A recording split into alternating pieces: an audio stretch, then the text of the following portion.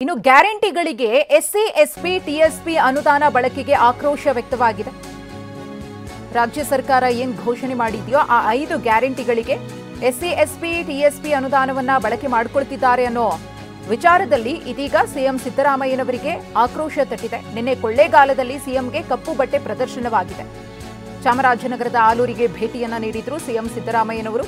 B Rachaiah ಸ್ಮಾರಕ ಉದ್ಘಾಟನೆಗೆ ಬಂದಿದ್ದಂತಹ ಸಂದರ್ಭದಲ್ಲಿ ಕಪ್ಪು ಬಟ್ಟೆಯನ್ನ ಪ್ರದರ್ಶನ ಮಾಡಿ ಆಕ್ರೋಶವನ್ನ ಹೊರಹಾಕಿದ್ದಾರೆ.